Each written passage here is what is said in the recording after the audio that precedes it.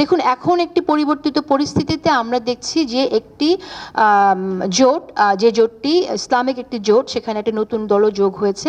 তারা এখন ক্ষমতায় যাবার মতো স্বপ্ন দেখছে। যখন তারা ক্ষমতায় যাবার স্বপ্ন দেখছে, তখন কিন্তু আমরা সাংবাদিক হিসেবে এবং একজন নারী হিসেবে সেই প্রশ্নটা করতেই চাই। সাংবাদিক হিসেবে আমরা স্পষ্ট হতে চাই যে তারা আসলে কেমন শাসন দেবে। তারা জুলাই সনদের ভিত্তিতে তারা সংসদে নির্বাচন করতে চাইলো, কিন্তু জুলাই সনদ যে কথাটা বলছে, সেই জুলাই সনদের সাথে ইসলামী শরিয়া আইনের কোনো সম্পর্ক নাই। কিন্তু আমরা তাদেরকে এই কথাটা বলতে শুনছি যে ইসলামী শরিয়া আইন তারা কায়েম করবে। তারা প্রত্যন্ত অঞ্চলে ভোটারদেরকে প্রতিনিয়ত এই কথাটা বলছে, কিন্তু যখন আমরা তাদেরকে ডিপ্লোম্যাটসদের সাথে, কূটনীতিকদের সাথে কথা বলতে দেখছি, তখন তারা বলছেন যে আমরা তো কোনো শরিয়া আইন কায়েম করব না।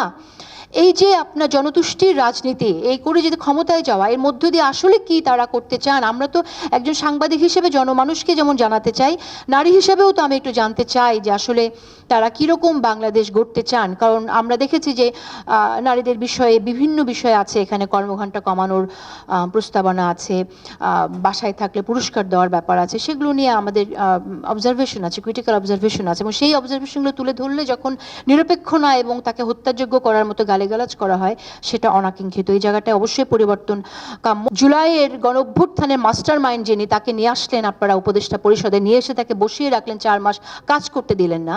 নিজেদের মধ্যে যদি গণতন্ত্রের চর্চা না থাকে, আপনারা কি গণতন্ত্র প্রতিষ্ঠা করবেন? কি সংস্কার করে কোন ফ্যাসিজম আপনারা নিজেরা বন্ধ করবেন? নিজেদের মধ্যে যদি উপদেষ্টা পরিষদের মধ্যে যদি ফ্যাসিজমের প্রবণতা থাকে, আপনারা কোন ফ্যাসিজম বন্ধ করার কথা বলছেন? এই প্রশ্ন আমি সামনে রেখে গেলাম।